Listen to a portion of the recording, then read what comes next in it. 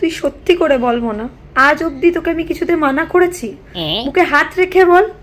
খালি একটা জিনিস চেয়েছিলাম, হ্যাঁ যদি ভালোবাসা কাউকে করিস, প্রেম ট্রেম করিস কারোর সাথে, যেন আমাদের কাস্টের হয়, এইটুকুই তো চেয়েছিলাম। কি করলি মনা, কি করলি এটা তুই?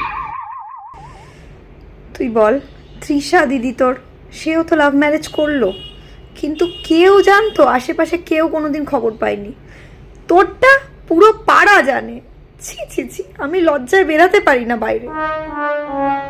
যদি মানে 1 মিনিটের জন্য যদি ভাবতাম যে অন্য কিছু করে ফেলেছিস মনা, তাও বলতে পারতাম যে ওই তো তুই তোর বাপের বাড়ির দিকে গেছিস, সব সব তোর বাপের মতো পেয়েছিস, সেটাও তো বলতে পারবো না। এইদিকে তো কেউই এরকম না রে তোর মতো, কেউ এরকম কাস্টের বাইরে গিয়ে প্রেম করেনি, বিয়ে থা করেনি। ওই ছেলেটার বাড়ি সবাই মেনে গেছে, হ্যাঁ তা তো মানবেই, এত ভালো একটা ফ্যামিলি পেয়েছে, একটা ভালো ফ্যামিলির মেয়ে, একটা মাত্র মেয়ে, মানবে না কেন? ওদের তো আর সমস্যা নেই। নাকটা তো আমার কাটলি তুই, আমার মুখে চুনকালি দিলি।